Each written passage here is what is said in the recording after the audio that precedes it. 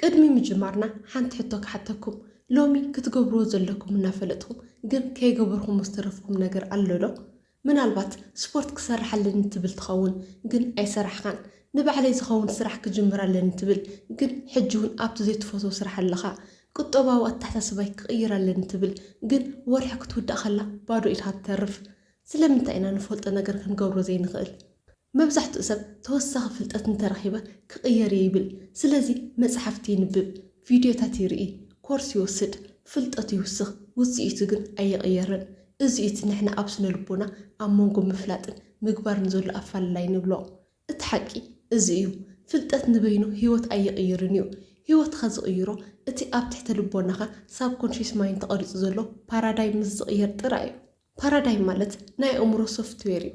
ዳርጋ 95% ካብቲ መዓልታዊ እትገብሮ ተግባር እትዛረቦ ዘረባን እትወስዶ ውሳነን በዚ ሶፍትዌር እዚ እዩ ዝምራሕ። ፍልጠት ምውሳኽ ማለት ኣብ ልዕሊ እቲ ዝተበላሸው ሶፍትዌር ሓዱሽ ዳታ ከም ምፅዓን እዩ፣ ኣይሰርሕን እዩ።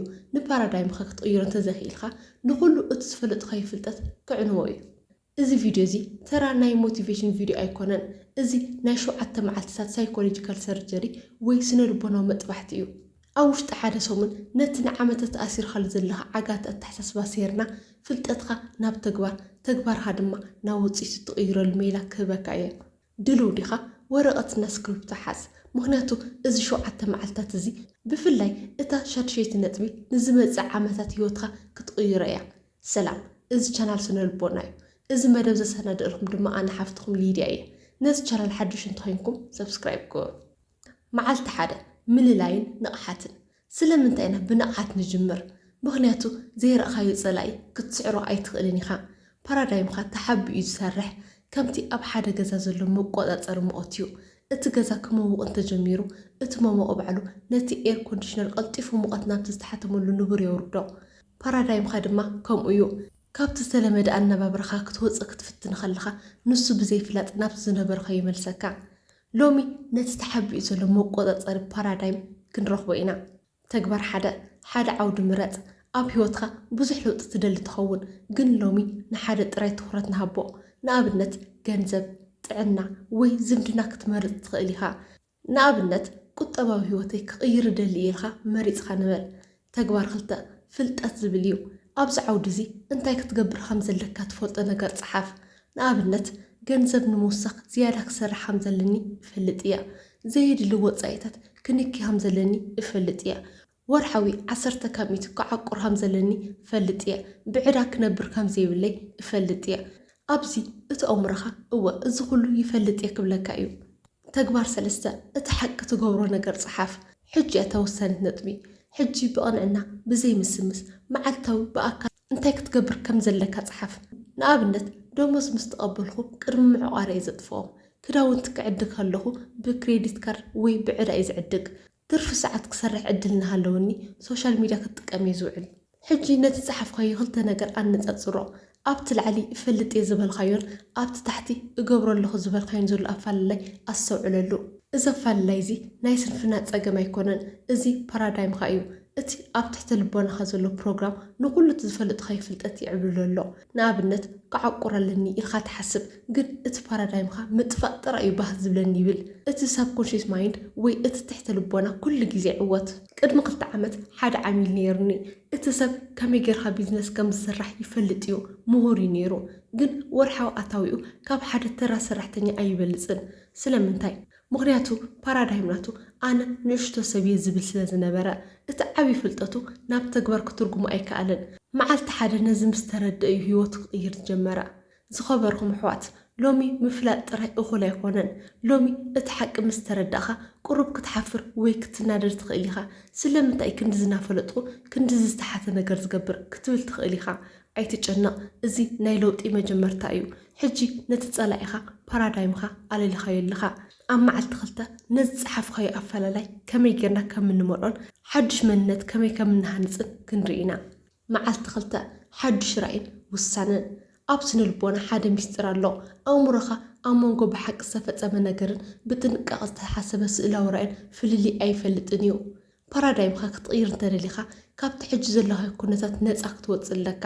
ባንኪ ኣካውንትካ ባዶ ክኸውን ይኽእል እዩ ሰብነትካ ደኺሙ ክኸውን ይኽእል እዩ እዚ ግን ናይቲ ማል ፓራዳይም ከውፅኢት እዩ ንፅባሕ ንምቕያር ግን ካብዚ ንላዕሊ ዝኾነ ዓብዪ ራእይ የድልየካ መብዛሕትኡ ሰብ ሽቶ ክሰርዕ ከሎ ክንደይ ገንዘብ ኣለኒ እንታይ ዓይነት ትምህርቲ ኣለኒ ኢሉ ዝሓትት እዚ ግን ነቲ ዘለኻዮ ፓራዳይም መመላእታ ምግባር እምበር ምቕያር ኣይኮነን እቲ ትኽክለኛ ሕቶ ብሓቂ ብዘይ ገደብ እንታይ ክኸውን ወይ ክረክብ እየ ዝደሊ ኢልካ ሕተት እቲ ይከኣል ድዩ ዝብል ሓሳብ ንጎና ውፃእዮ እሞ ልብኻ ዝደልዮ ነገር ጥራይ ሕሰብ ትሕተ ልቦናኻ ፅባሕ ወይ ንመፃኢ ዝብል ቋንቋ ኣይርድኦን እዩ ንሱ ዝርድኦ ሕጂ ዝብል ቃል ጥራይ ሃብታም ክኸውን እየ እንታይ ኢልካዮ ንሱ ንዘለኣለም ክኸውን እየ እናበለ ይርሕቆ ሃብታም እየ ክትብል ከለካ ግን እቲ ፓራዳይም ነቲ ሓድሽ መንነት ክቕበሎ ይግደድ ሕጂ እቲ ፀሓፍካዮ ኣልዕሎ ነቲ ክትበፅሖ ትደልሽቶ ከም ሕጂ ዝተፈፀመ ጌርካ ፀሓፎ ነዚ ክትፅሕፎ ከለካ ድማ እቲ ምስኡ ዝመፅእ ስምዒት ክስምዐካ ኣለዎ ኣብነት ሓደ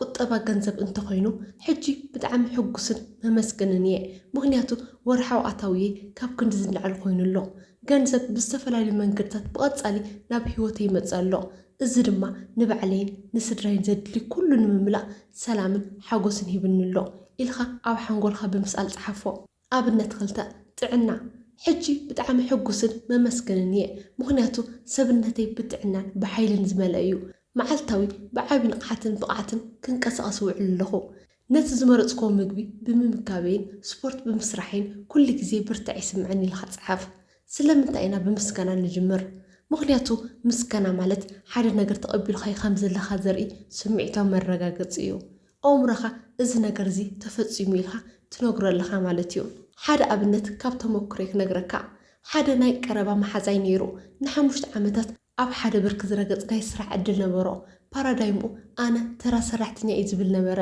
ኣብ መዓልቲ ክልተ ኣነ ዓብዪ መራሒ እየ ሰባት ብክብሪ እዮም ዝርእዩኒ ኢሉ ክፅሕፍ ምስ ጀመረ ኣእምሮ ክቃለሶ ጀመረ ከመይ ጌርካ ባዶ ኢኻ ይብሎ ነበረ ግን ኣይገደፎን መዓልታዊነት ፅሑፍ የንብቦ ነበረ ውፅኢቱ እንታይ ኮነ ብዘይፍላጥ ኣዘራርብኡ ተቐየረ ውሳነታቱ ተረረ ኣብ ውሽጢ 6 ወርሒ ድማ ዘይተፀበዩ ናይ ሓላፍነት ቦታ ተዋሃቦ እቲ ለውጢ ካብ ደገ ኣይኮነን ዝመፀ ካብቲ ኣብ ውሽጡ ፀሓፎ ሓዱሽ ስክሪፕት ፅሑፍ እዩ ተበጊሱ ዝኸበርካ ሓው ሎሚ ንኩነታትካ ኣይትስማዕ ኩነታትካ ናይ ትማልእ ኣተሓሳስባኻ ውፅኢት እዩ ሎሚ ግን ናይ ፅባሕ ንጉስ ክትኸውን ስልጣን ኣለካ ነታ ናይ ሽቶ ፅሑፍካ ፀሓፍ ድሕሪኡ ኣብ ኮሜንት ኣነ ንለውጢ ድልው ኢልካ ፀሓፍ እታ ፀሓፍካዮ ሽቶ ግን ናትካ ሚስጥር እያ ኣብ ወረቐት ፅሒፍካ ሓዛ መዓልቲ 3 ዳግመ ምውቃር ትሕተ ልቦና ወይ ድማ ሪፕሮግራም ዘ ሳብኮንሽስ ፓራዳይምካ ከመይ ገይሩ ተሃኒፁ ካብ ዝተወለድካሉ ጀሚርካ ብዝሰማዕካዮ ብዝረእካዮን ብተደጋጋሚ ዝተነገረካ ነገራት እዩ ተሃኒፁ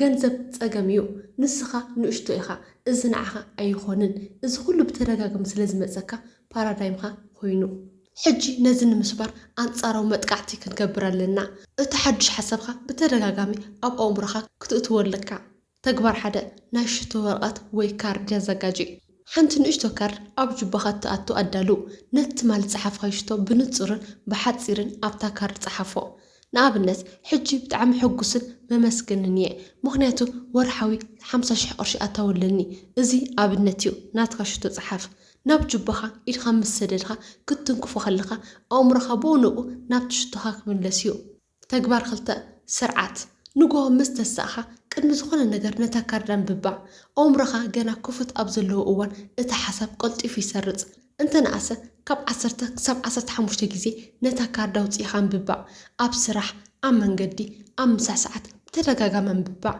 ቅድሚ ምድቃስካ ነታ ካርድ እናንበብካያ ደቅስ እቲ ዓብዪ ምስጢር ስምዒት እዚ እቲ መብዛሕትኡ ሰብ ዝጋገየሉ ነጥቢ ቃላት ጥራይ ምንባብ ፋይዳ ይብሉን ቃላት ንትሕተ ልቦናኻ ከምቲ ዘይተወልዐ ሞተር እዩ ስምዒትካ ግን እቲ ነዳዲ እዩ ነታ ካርድ ክተንብብ ከለካ እቲ ሽቶ ምስ ተዓወተ ዝስምዐካ ስምዒት ሓጎስ ሰላም ድሕንነት ዕግበት ሎሚ ሕጂ ክስምዐካ ኣለዎ ሓሳብ ክድመር ስምዒት እምነት ምስ ተፈጠረ ድማ ፓራዳይም ይቕየር ዝኸበርካ ሓው እዚ ስራሕ እዚ ኣድካሚ ወይ ተደጋጋሚ ክመስል ይኽእል እዩ ግን ሕሰበሉ ንዓመታት ተሃነፅ ኣረጊት ፕሮግራም ብሓንቲ መዓልቲ ኣይጠፍእን እዩ ፅንዓት የድልየካ እዩ ራብዓይ ቅድሚ ምጅማርና ሓንቲ ሕቶ ክሓተኩም ስለምንታይ መብዛሕትኦም ሎተሪ ዝበፅሖም ሰባት ድሕሪ ሒደት ዓመታት ነቲ ዝረኸብዎ ኩሉ ገንዘብ ኣጥፊኦም ናብቲ ዝነበሮ ድኽነት ዝምለሱ ምክንያቱ ባንክ አካውንቶም ተቀይሩ እምበር እቲ ኣብ ውሽጦም ዘሎ ምስሊ ርእሶም ገና ድኻ ስለ ዝኾነ እዩ ንስኻ እውን ሂወትካ ክትቅይር እንተደሊኻ ቅድም ነቲ ኣብ ውሽጥኻ ዘሎ ምስሊ ክትቅይሮ ኣለካ ካብቲ ንርእስኻ ትርእየሉ ምስሊ ንላዕሊ ክትሰርሕ ወይ ክትረክብ ኣይትኽእልን ኢኻ መዓልቲ 4 ምስሊ ርእስኻ ምቕያር ምስሊ ርእስኻ ማለት እቲ ብዛዕባ ገዛእ ርእስኻ ዘለካ ናይ ውሽጢ ስእሊ እዩ ንስኻ ኣነ ሓፋር እየ ኣነ ገንዘብ ኣተሓዛ ጽቡቕ ኣይኮንኩን ወይ ኣነ ክሳብ መወዳእታ ኣይቕፅልኒ ኢልካ ንርእስኻ ትሪኣ እንተኮይንካ ኣእምሮኻ ኩሉ ግዜ ምስቲ ስእሊ ትስማዕማዕ ተግባር ጥራይ ክገብር ዝፈቕደልካ ፓራዳይምካ ማለት ምስሊ ርእስኻ እዩ ሎሚ ነቲ ምስሊ ክንቀዶ ኢና ተግባር 1 ሕጂ ነቲ ማለት ዝሓፍካዮ ሽቶ ዝበፅሐ ሰብ ሕሰቦ እቲ ዝሽቶ ዝበፅሐ ስኻ ከመይ እዩ ዝዛረብ ከመይ እዩ ዝስጉም ከመይ ገይሩ እዩ ንሰባት ዝጥምት ንፀገማት ከመይ ገይሩ እዩ ዝፈትሖም ባህርያቱ ዘርዝር ንኣብነት ንሱ ብርቱዕ ተኣማንነት ኣለዎ ብንጹር ይዛረብ ውሳነታቱ ቁልጥፋት እዮም ንባዕሉ ይኽብር እዩ ተግባር 2 ኣክት ግበር ከምኡ ኮንካ ተመላለስ እዚ ምምሳል ኣይኮነን እዚ ኩኖ ክሳብ ትኸውን እዩ ሎሚ ካብ መደቀሲኻ ምስ ተሳኻ ጀሚርካ ካብቲ ሽቱ ዝበፅሐ ሰብ ኮንካ ተመላለስ ኣከዳድናኻ እንተ ተኸኢሉ ሎሚ ካብቲ ልሙድ ቁሩብ ዝሓሸ ተኸደን እቲ ኣከዳድናኻ ንስምዒትካ ክቕይሮ እዩ ኣዘራርባኻ ኣይከኣልን እዩ ፀገም እዩ ካብ ምባል ተቆጠብ ከምቲ ሽቱ ዝበፅሐ ሰብ ብኣወንታን ብሓይልን ተዛረብ ኣተሓሳስባኻ ሓደ ፀገም ምስ መፀካ ነቲ ሽቱ ዝበፅሐ ኣነ ከመይ ገይረ ነዚ ፈትሑ ኢልካ ሕተት ሓደ እዋን ምስ ሓደ ወዲ ተባዕታይ ይሰርሕ ነይራ እዚ ሰብ እዚ ዓብይ ስራሕ ክጅምር ይደሊ ነይሩ ግን ኩሉ ግዜ ምስ ሰባት ክዛረብ ከሎ ሰንፈላል ይብል ነይሩ ምስሊ ርእሱ ኣነ ሰባት ዘይኽብሩኒ ተራ ሰብ እየ ይብል ነይሩ ኣብ መዓልቲ 4 ሓደ ዕዮ ገዛ ሃብክዎ ሎሚ ካብ ገዛኻ ክትወፅእ ከለኻ ንስኻ እቲ ኣብታ ከተማ ዘሎ ዝበለፀ ቢዝነስማን ኮይንካ ሓሰብ ከምኡ ኮይንካ ተዛረበልክዎ ንሱ እንታይ ዝገበረ ይመስለኩም ፀጉሩ ተስተኻኸለ ዝበለፀ ሸሚዙ ዝተኸደነ ናብ ሓደ ዓብይ ሆቴል ከይዱ ሻሂ እናሰተየ ቢዝነስ ከም ዘለዎ ገይሩ ክሓስብ ጀመረ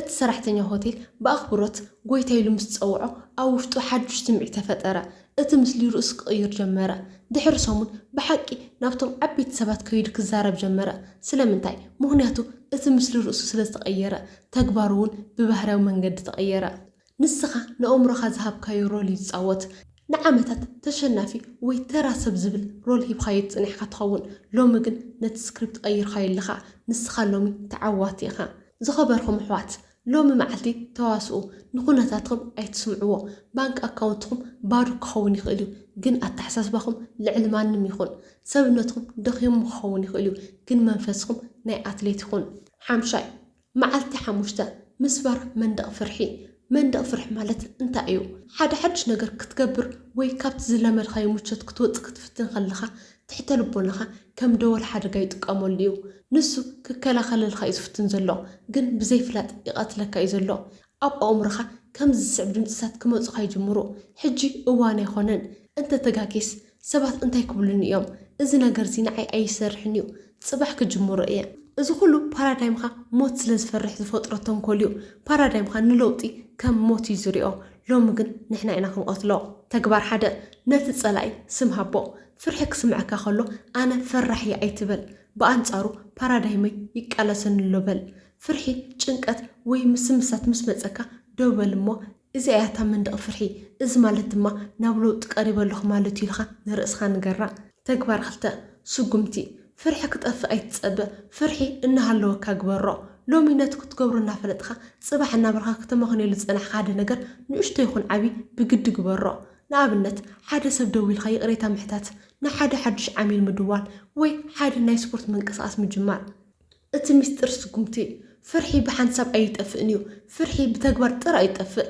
ሓንሳብ ነቲ መንደቕ ምስ ሰገርካዮ እቲ ትፈርሖ ዝነበርካ ነገር ድሕሪ ሕጂ ሓይሊ የብሉን ፓራዳይምካ ክሰባበር እንተኮይኑ እቲ ትሕቲ ልቦናኻ እዚ ሰብ እዚ ፍርሒ እናሃለዎ ክስጉም ይኽእል ኢሉ ክኣምነካ ኣለዎ ፍርሒ ሓሶት እዩ ትብዓት ግን ምርጫ እዩ መዓልቲ 6 ምስጋና ከም መሳርሒ ለውጢ ምስጋና ስለምንታይ እዩ ፓራዳይም ዝቕይሮ ሓደ ምስጢር ክነግረኩም ኣእምሮኻ ብሓንሳብ ክልተ ተፀራርቲ ስምዒታት ክስምዖ ኣይኽእልን እዩ ብሓንሳብ ክትፈርሕን ክተመስግንን ኣይትኽእልን ኢኻ ምስጋና ምስ ትጅምር ፍርሒ ጭንቀት ጥርጣረ ቦታ ሲኢኖም ይወፁ መብዛሕትኡ ሰብ ፓራዳይም ሕፅረት ኣለዎ ገንዘብ የብለይን ዕድል የብለይን ሰባት ኣይፈትውንን እዮም እናበለ በቲ ዘይብሉ ነገር ጥራይ ይጭነቕ እዚ ድማ ዝያዳ ሕፅረት ይስሕብ ምስጋና ግን ነቲ ትርኢት ይቕይሮ تكبر حدا اتم 10 ጸጋታት لومي 10 بحق تمسكنلهم ነገራት صحاف ترى ነገራት ኣይኹኑ بحقي ካብ ውሽጥኻ ዝምንጭፉን ኣብነት ስለ ዝተዓደልኽዎ ጥዕና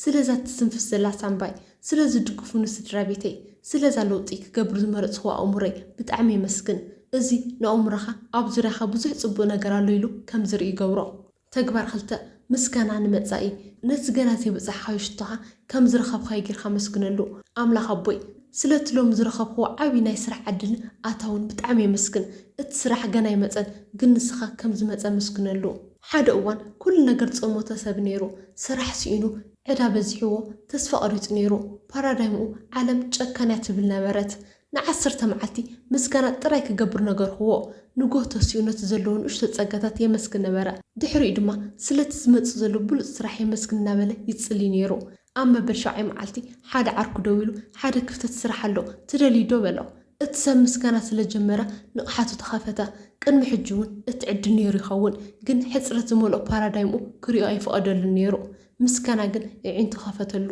ምስጋና ማለት እምነት ኣብ ተግባር ማለት እዩ ሓደ ነገር ከም ዝመፀካ ኣሚንካ ምስ ተመስግን ትሕተ ልቦናኻ ነቲ ምስሊ ከም ክውንነት ይቕበሎ ዝኸበርኩም ኣሕዋት ሎሚ መዓልቲ ኣመስግን ትኹኑ ንእሽቶ ነገር እውን ተኾነት ኣይትንዓቕዋ ምስጋና ንልብኹም የለስልሶ ንኣእምሮኹም ድማ ይኸፍቶ ምስጋና ዘለዎ ሰብ ኩሉ ኣለዎ መዓልቲ 7 ጽንዓትን ቀጻልነትን ስለምንታይ ሓደ ሰሙን ዘይኣክል ምክንያቱ እቲ ኣብ ኣእምሮኻ ዘሎ ናይ ነርቭ መንገድታት ንዓመታት ተሃንፁ ስለ ዝኾኑ ብ7 መዓልቲ ጥራይ ንባዕሎም ኣይድምሰሱን እዮም ሓድሽ ፓራዳይም ንምህናፅ ኣእምሮኻ ነቲ ሓድሽ ሓሳብ ከም ቀዋሚ ሓቂ ክቕበሎ ግዜ የድልዮ ስለ ልቦናዊ መፅናዕትታት ከም ዘርእይዎ ሓደ ሓድሽ ልማድ ንምትካል ካብ 21 ክሳብ 36 መዓልትታት ሓደ ፓራዳይም ሙሉእ ብምሉእ ንምቕያር ድማ ክሳብ 9 መዓልትታት የድልዩ ተግባር ሓደ እቲ ዓብዪ ገምጋም ነቲ ዝሓለፈ 6 መዓልትታት ምልስ ኢልካ ርአዮ ኣብ መዓልቲ ሓደ ዝረኸብካዮ ኣፈላላይ ሕጂ ይርአየካ ደሎ እታ ናይ ሽቶ ካርድ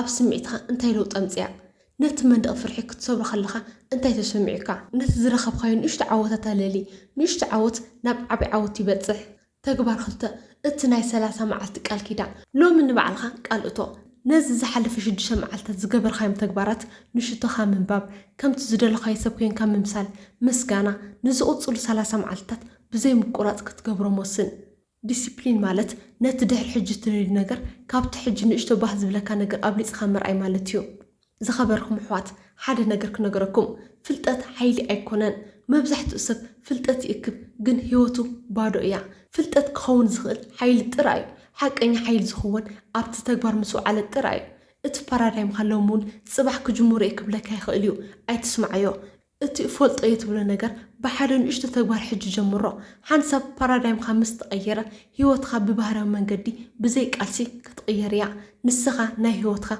ወሳኒ ኢኻ ሕጂ ጀምር ንሎሚ ዘዳለኹልኩም መደብ እዚ መስል ኣብ ዝቕፅል ቪድዮ ብካልእ ኣገዳሲ ኣርእስቲ ክሳብ ንራኸብ ሰላም ፅንሑ